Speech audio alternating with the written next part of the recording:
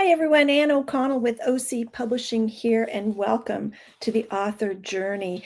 Really excited about today, and maybe the gnomes hanging from my ears might give you a little hint. My gnome on my reading gnome over here. We're going to enter the wonderful world of middle grade fantasy today, with giants and mermaids and gnomes and heroes' journeys with author Andy Tolson. I'm going to tell you a little bit about Andy before I bring him up to talk about his newest novel, and it's oh my goodness, look how beautiful is this? How to Kidnap a Mermaid is Andy's latest novel. We'll talk about that a little bit more. But Andy was born and raised in Victoria, BC, and when he was 18, he moved to London, England, to be a drummer. He spent most of the 1980s there, had big 80s hair, played in many bands and countless UK pubs, concert halls, and a few stadiums. He toured Europe in a van that smelled like motor oil and gym socks. His novel Noisemaker is loosely based on his experiences of the good, the bad, and the noisy of that era. After returning to Canada, he worked as a photojournalist and photography director at Maclean's Magazine and the National Post. In the morning before work, he drank very strong tea and wrote fiction, and in particular, adventure stories for children, very near and dear to my heart. He now lives in the Annapolis Valley, Nova Scotia, in a big old house with his family and two cats named Olive and Adeline. I hope I pronounced that right. He works as a freelance photographer and filmmaker and writes children's books and still drinks very strong tea. How to Kidnap a Mermaid is his debut fantasy for young readers, and his big 80s hair is long gone. So let's double check that. I'll bring Andy up and we can have a look. No big hair. In fact, no hair at all. Oh, wow. Well, that is the other end of the pendulum swing. Welcome to the author with the effects that you can have on video, I should have given myself like a lot of hair. That would have been fun. Right. Well, welcome to the author journey. Thank so you. Happy to have you. Thank you so much for having me. It's my pleasure. And we have something else in common. Cats' names that starts with O, right? Oh, yeah. So I have a Miss Ollie. Yeah, Olive and Adeline. You got the names right. Excellent. And what kind of are they? Are they your muses, or do they just wreak havoc? Yeah. Occasionally, I work in my office here is a converted garage, so it's away from the home. So occasionally, I will bring them in here, and mostly they come in and sleep on the bed, or sometimes they will walk across my keyboard and add a few, consonants where they're not supposed to be.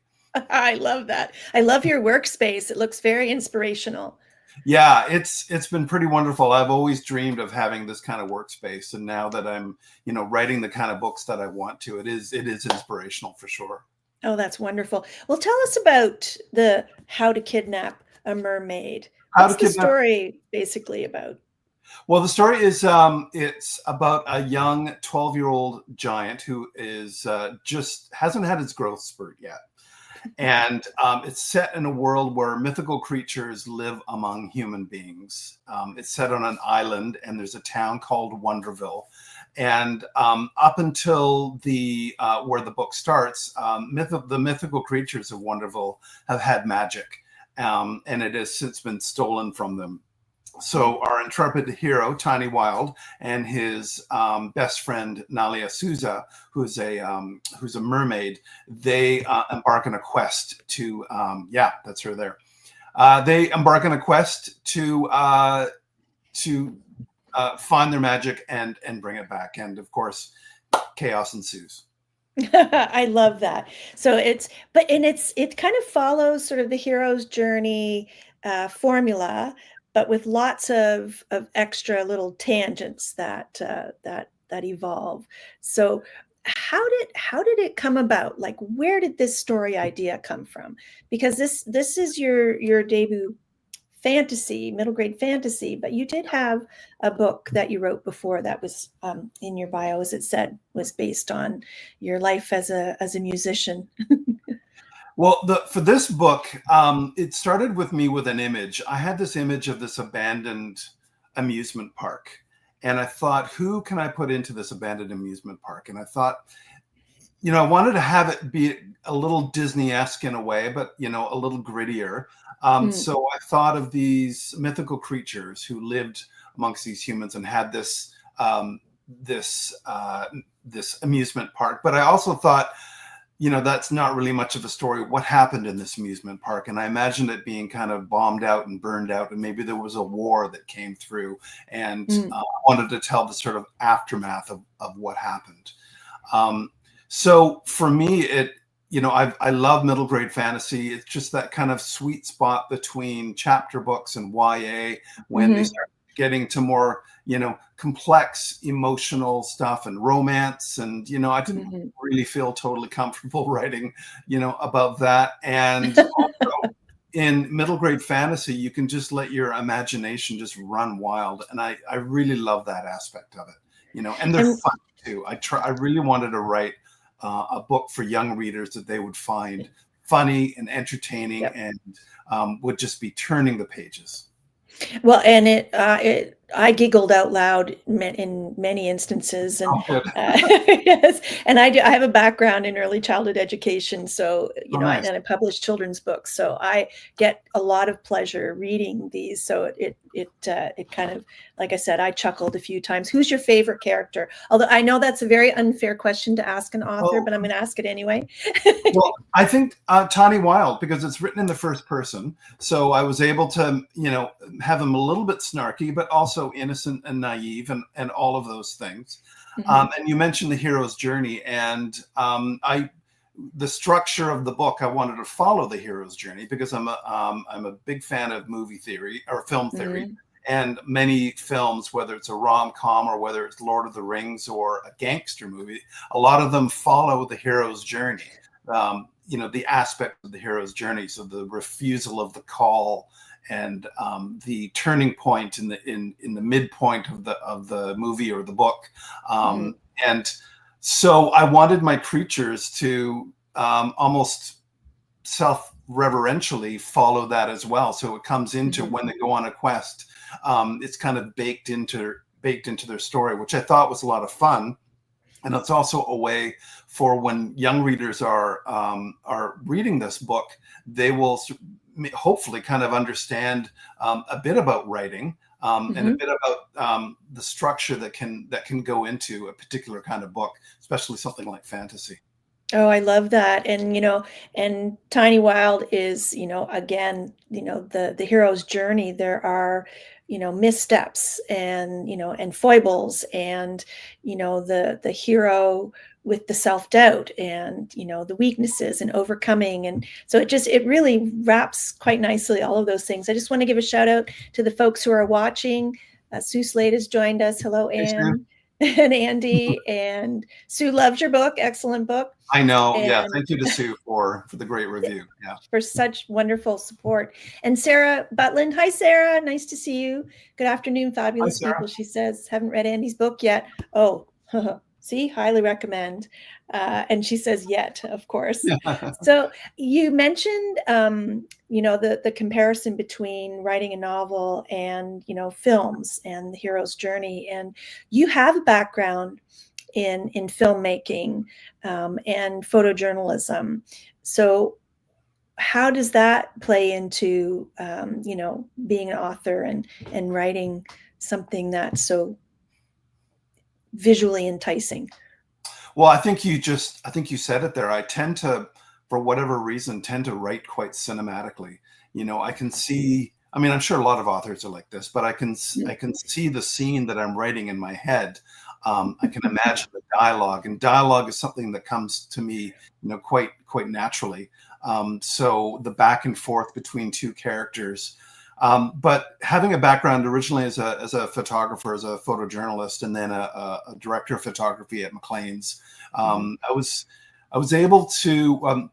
I guess a lot of what you're doing there is telling stories too, but sometimes Oh, you're telling story in one photograph. So yeah. that was always the challenge as a photographer, is to be able to, especially as a photojournalist, is to tell a story in one photograph, hmm and then combining those photographs into a photo essay that has a beginning and a middle and an end.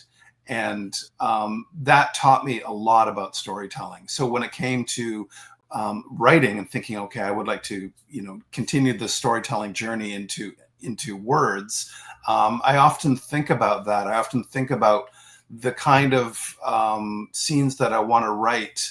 And I will often outline the scene that I want to write. I will write in bullet point or, other ways what's going to happen, and then let it unfold basically on the page. Do you have a favorite sort of resource or reference book? Like I have shelves and shelves of them. Right. That sort of is your go-to, or something you would recommend for that sort of storytelling guidance? Well, there's a woman named K.M. Wyland who writes a lot about story structure. I love, she's got a website and a number of books out, and she talks a lot about archetypes and arcs, heroes, arcs, and, the general arc of a narrative. So I really like her stuff. I've written quite a few books before I was published. And it was a real struggle for me to figure out how to tell such a large story. Mm-hmm. And when I started looking into authors that were using more of a filmic structure, it started to make a lot of sense for me. So, so now I went from being, a pantser, somebody who just lets it flow on the page, to somebody who now, outlines their books. Do show. Let's see. Intricate form. So, I've got lots of, pages like this, where I've kind of, or notebooks full of notes and, going between Act 1 and Act 2. Oh, I love that. Yeah. That for me, I have found a lot of joy in, is outlining a book before I write it. And I know a lot of people say they feel it's going to take away some of the creativity. And I find kind of the opposite, because you've got this framework that you're hanging all of the arc on, and the characters and the scene and the setting and the themes. So you've kind of got this thing that you can kind of go back to if you get lost. And you can change it. Absolutely. You have the power, right? Yeah. That's what I say. You don't have to get pigeonholed, although if you've worked really hard on an outline, sometimes it's like, killing off your babies. So speaking of the storytelling and the creating the scene, would you do us the favor of reading, the honor of a reading? Okay. So I'm going to read the first couple of pages of How to Kidnap a Mermaid. So it's chapter 1. Fun fact: troll bites aren't fatal. Painful? Yeah. Annoying? For sure. But will a troll bite kill you? Apparently not. Dad had 5 bite scars on his arm and 3 on his leg from other attacks, which meant my chance of survival was pretty good. Tiny, Dad asked me, can you find the net? Try the boxes in the corner. We'd been getting ready for bed when the troll had pounded on our warehouse door. I'd wiped a streak of toothpaste from my mouth when Dad let him in. The short, stubby creature had buck teeth and fuzzy purple hair. He'd stomped across our concrete floor wearing droopy skater shorts and a grubby Ramones t-shirt. Being crazy, like end of the world crazy. Dad thought he needed our help. I seriously had my doubts. Once we get the net over him, Dad said, as the troll circled us, he'll calm down and we can figure out a way to help him. A really important thing to know about trolls: they usually act all shy and meek, but on a full moon, they panic. And when they panic, they bite you like an angry toddler on a sugar high. I wasn't worried about Dad. He'd handled a ton of trolls in his life. In fact, he could have easily squashed the creature, but he wasn't like that, despite what humans thought. They thought Dad had nothing better to do than trash houses and destroy shopping malls. Giants get that a lot. Tiny, he said, his voice booming, can you please stop staring and find the net? It will help calm him down. I rushed toward the stack of cardboard boxes in the corner. We lived in an abandoned warehouse that used to be a cookie factory. A human-sized house would be super squished for Dad, pretty soon for me too. The air conditioning rattled, making the warehouse lights flicker. I swept chunks of dried dough and colored sprinkles off the box and then opened the lid. It was full of Mom's old photos and piles of Dad's paperwork. The net was on top. Got it! I hurried back to the action. Dad's long curly hair was damp and sweat. That hair was almost as famous as he was. Can I do it? I said. He raised an eyebrow. You think you can handle a troll? The troll came up to Dad's waist, so it was about my height. Since I hadn't had my growth spurt yet, the creature and I were about the same level. That didn't make me feel any better, but I pushed my shoulders back to look at least a little bit heroic. I held the net lengthways. Like this? Dad hesitated, then nodded his approval. He's only confused because of the full moon. Remember, we're helping, not harming him. He nudged my shoulder. You've got this. That nudge gave me a boost of confidence. So you have to read what happens to Tiny. Oh my gosh, I just love that.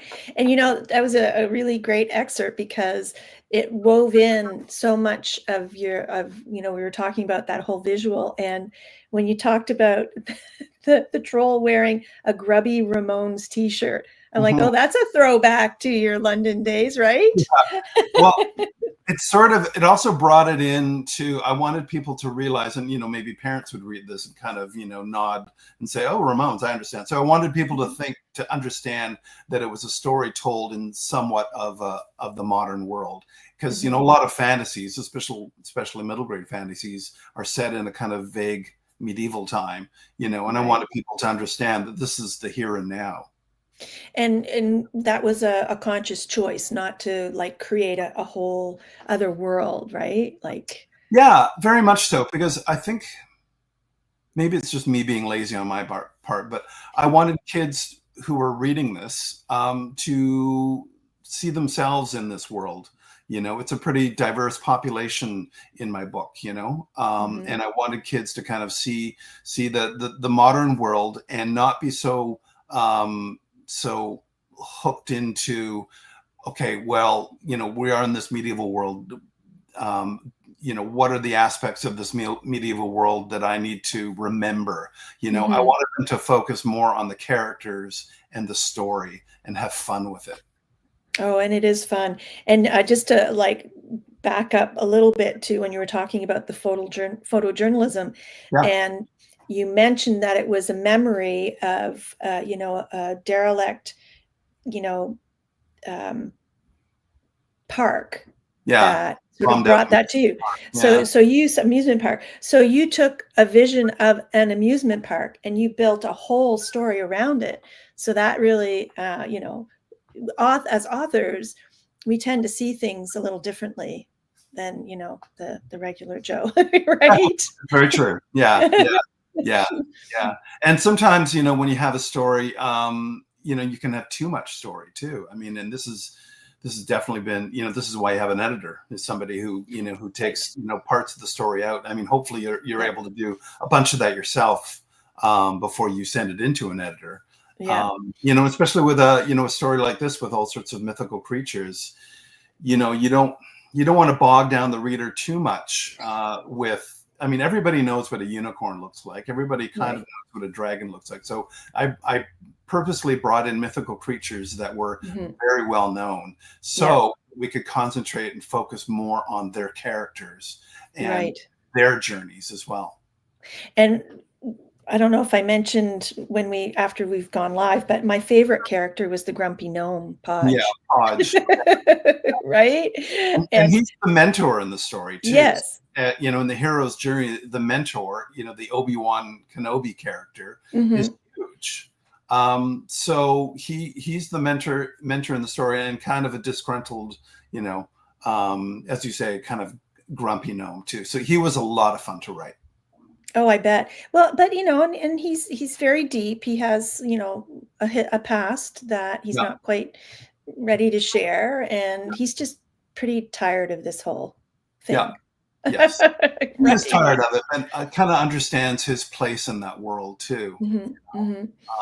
Always the mentor, never the hero. Right. Always a bridesmaid, never the bride. Which is actually never the mentor. Yeah. Right. Yeah. You can I give you permission. Right. Okay. So while you were doing the reading, I had to just pull off my bookshelf. Oh, there you go. Okay. She's my favorite too. So she has books and workbooks that go Yeah. with them. I use them in my Yeah. retreats all the time. Well, she speaks in a very clear way about this, because it can be so confusing writing a book. How do you write a book? How do you structure it? Where do you start? You know, all of those kind of things, which honestly, for me, it took me many books to get to the point now where I feel confident of my process. Yeah. Oh, I love hearing that. And I want to, Sarah had just made a comment that it was kind of interesting that you were a total pantser and then you shifted gears. Yeah. And I had this very same experience, you know, and it's probably because, you know, when you write your first book, you're just kind of playing around and you're thinking there's not really a plan, or there wasn't for me. And then you finish and you go, hey, I kind of like that. Yeah. Or you start getting some, you know, interesting feedback and you go, oh, I can do this. And you start writing the next one and you stall, or, you know, you get to that saggy middle. So yeah, there's a kind of an excitement and a momentum, especially when you first start a book. You know, you can get 20 or 30 pages into it and think, wow, this is easy. I know what I'm doing, you know, and then you write yourself into a corner and it's like, okay, how do I get out of that? And then you have to go back to the other 20 or 30 pages and think, oh no, I have to kind of go back and change it, you know? So this is why, you know, for me, and it's different for every writer, and, you know, I think everybody has their own process, but for me, outlining seems kind of to be the way to go, you know. That's where you've arrived. And Sue asks, where did you get your idea for Bessie? Oh, okay. So you know, in any book with kids in it, you have to figure out how to get them around without a parent, you know, without an authority figure. So we'll explain what Bessie is. So Bessie is a dumpster. Bessie is a dumpster, and the gnomes have motorized this dumpster and made it into a vehicle in which they can get around, and it becomes a bit of a, you know, a tank for them, you know, to go against the bad guys. So that was, I'm not entirely sure where that came from, but I think I was looking for something that, I mean, these mythical creatures, after their magic was stolen from them, they were treated as second-class citizens in the town of Wonderville. So a lot of them were living homeless. They were living on the streets, you know, and they were living in dumpsters, you know. So I thought, okay, how can we take that and spin it and also make it seem like they are looking after themselves, you know, that they are in control of their own destinies, because, you know, or at least starting to be. So I took the dumpster, and, you know, certainly in book 2, the dumpsters continue and they even get larger. Oh, I love your natural segues. So book 2. So I understand that there are more coming. So is it actually a trilogy that you're planning? It is a trilogy, yeah. So soon after book 1 came out, I approached my editor and said, I'm really thinking about this as being a series. So I wrote an outline for it and sent it to her, and she seemed, you know, interested. And then I thought, oh, just screw it. I'm just going to write a whole draft. So I ended up writing a whole draft of book 2. It's there. It's got to come out. Yeah. It's got to come out. I wanted to continue with the characters. I was having so much fun writing them, and I just felt like it was going to be a larger story. So, and a quick shout out to Nimbus, who is your publisher. Yes, absolutely. Yeah. So Nimbus are publishing. They published this one, and you know, I couldn't be more grateful and happy working with them. They've been incredible, collaborative on you know, so many elements of the book, you know, including the writing. Claire Bennett, who's my editor for this book, she has been you know, all in on it, and just awesome. Just great. So the next one is called How to Rescue a Unicorn. So our characters head out on another journey, and I'm just in the editing stage of that right now. And just is last Tiny month, still the main character? Tiny will always be the main character. Okay, excellent. Yeah, at least for this. And then I'm, you know, very lucky that they have decided that they want to make it a trilogy. So so How to Wrestle an Octopus will come out in fall 2026. Oh my So gosh. the, I love that. the unicorn book is fall 2025, and then the next one fall 2026. So I'm trying to do a book a year, basically. Well, that's very ambitious and very impressive. So before, I want to make sure that we let people know where they can get a copy of your book, How to Kidnap a Mermaid. If you are, and do you have a newsletter for people to sign up? I do. Yeah, I'd Okay. love for people to sign up to my newsletter. I just sent out my fall 2024 newsletter, but Mhm. I just want to do it quarterly. Okay. But like a lot of us, we really want to support local bookstores, and there's been some incredible bookstores who've been really, really great to me. I try to do as many signings as I can. So on my Mhm. web page, there's a place to kind of go which has some of my favorite bookstores, and Mhm. you can order directly from them. And which is where I met you. I actually went That's to right. Proposal. Woozles. Yeah. Yeah, Yeah. Woozles for a signing. My initial mission was to see Lana and Tegan and the Wee Witch, when her Yeah. book signing, and you were there, and I'm like, oh my God! Immediately, I fell in love with the cover, and we had a Oh, great chat. And like I said, I'm a big middle grade fantasy fan, so that really, and of course, who doesn't love Woozles, right? So, who does and proposals? you've got some other really wonderful bookstores here Yeah. who are carrying your book as well. So again, encourage people to check out indie bookstores and support local. Yeah. And it's we're getting into the season, so books are my favorite gift to give and receive. So Yeah. it's a wonderful. So let's talk a little bit about this cover, because it really did grab my attention. And also on your website, I'm going to go back to the main page of your website, and you've got a really cool video of how the cover came about. So talk a little bit about that partnership and how important it is. Well, the cover artist is a wonderful artist here in Annapolis Royal named Garth Laidlaw. Mhm.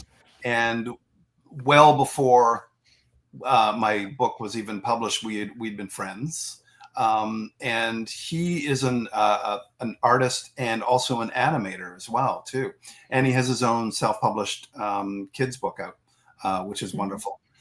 So when I started working with Nimbus, I suggested Garth as the cover artist, and they loved what he did in the past, and decided to go forward as well. So it's been a really interesting partnership with both my editor Claire and with Garth. I feel like we're this kind of little unit who is putting out these books. Oh, it Um, always, I mean, that team that forms is just so important. And I just also want to say, Sue is reminding us that copies are available at Dartmouth Book Exchange as well. Absolutely, yeah. The Yeah. Dartmouth Book Exchange has been wonderful to me. So yes. Excellent. So I because I have a background in filmmaking as well. I put together a video of Garth creating the cover, kind of from the beginning all the way to the end, which is fun. And he also, if you scroll up, he also made me a book trailer as well, which is yeah, which is a lot of fun too. Should we Yeah, watch that book trailer? sure, if you want.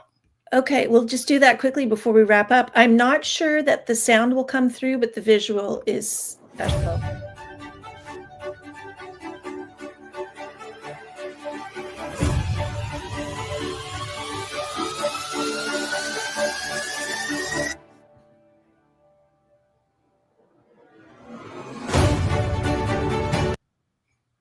I wonder if it's because of these. I So, wonder if it's because I have my earbuds. oh, it's going. You can hear it. It's really, are you hearing the audio? Yeah. Oh, there we go.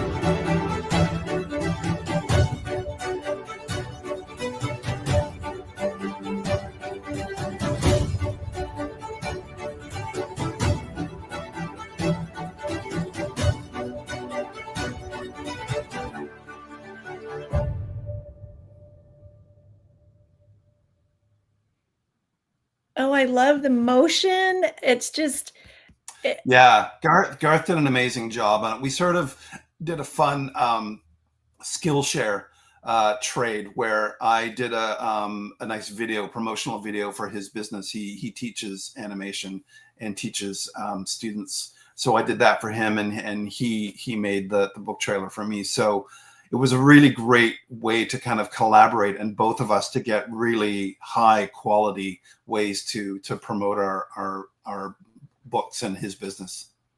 I love that point that you're making, Andy, is that, marketing is a real tough nut to crack. Yeah. Um, and it's a bear. And a lot of, authors would rather be writing, but it's so important. And I love that you talked about, doing a trade.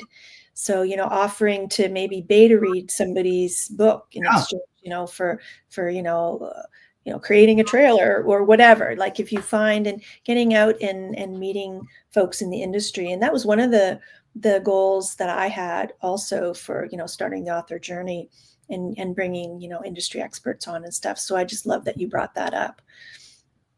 It's Yeah, awesome. it was just such a it was a very natural fit. And since he created the cover and created all the characters, it just worked out really well. Excellent. Well, Andy, thank you so much for joining us. I can't believe we're already out of time. It's always goes so fast, especially when it's something that you love talking about. And How to Kidnap a Mermaid is Andy's new book, and it's the first in a trilogy. So make sure you get out there and support local authors and indie bookstores. So I hope you'll have to come back when I would love to. the Yes. next one comes out, and Yeah, we'll see you out and about, that would be great. as we say here in Atlantic Canada, out and Yeah. about. And thank you for joining us on the author journey today. And we'll see you again. In the meantime, happy reading and happy writing, and we'll see you soon. Bye for now.